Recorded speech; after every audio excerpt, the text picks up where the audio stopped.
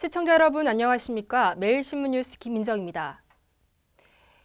연일 계속되는 폭염과 가뭄으로 인해 남부지방이 녹조로 몸살을 앓고 있습니다. 어제 낙동강에는 녹조 현상이 심해져 조류 경보가 발령됐습니다.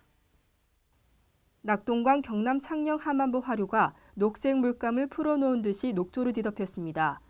취수장은 조류 차단막을 설치했지만 흘러드는 녹조 알갱이를 막기는 역부족입니다.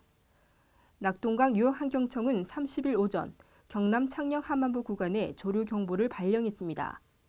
환경청은 클로로피 A 농도가 1세제곱미터에 25mg을 초과하고 남조류 세포수가 1ml에 5,000개를 넘어 조류 경보를 발령했다고 설명했습니다. 환경청은 이에 따라 조류 모니터링과 식수 오염원 관리 등을 강화했다고 덧붙였습니다. 부부 모두 만 60세 이상일 때 가입할 수 있었던 주택연금 가입 조건이 다음 달부터 주택 소유자 한 사람이 만 60세 이상일 때로 완화됩니다. 주택금융공사는 오는 8월 1일부터 주택 소유자만 만 60세 이상이어도 주택연금에 가입 가능하도록 조건을 완화한다고 밝혔습니다.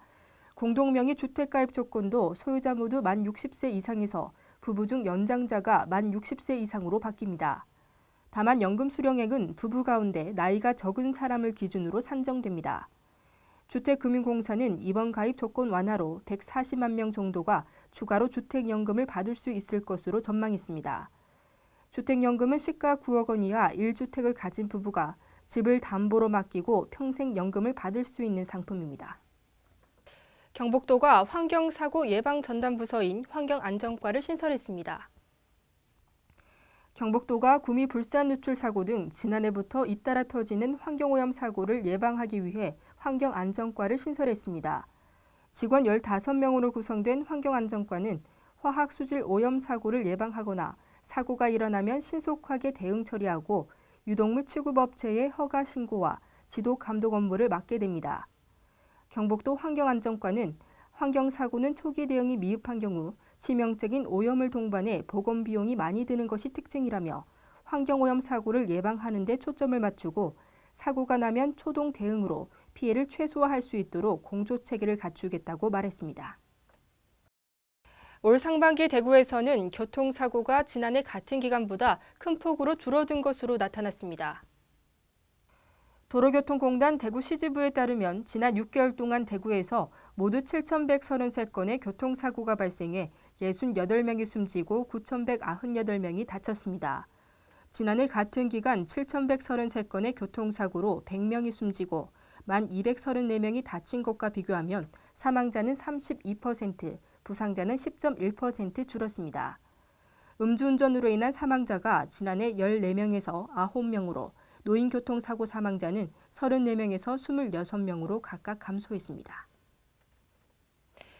영주에 복합문화시설을 갖춘 대규모 통합 공공도서관이 들어섭니다. 영주시는 강원도 신도시 내 6,000제곱미터 부지에 120억 원의 사업비를 들여 자료실 등을 갖춘 공공도서관을 건립해 2016년 2월에 개관한다고 밝혔습니다. 공공도서관 건립 사업은 시와 경북교육청이 함께하는 것으로 영주 공공도서관 통합 신축과 운영 관리에 관한 합의각서를 체결하고 협력하기로 했습니다.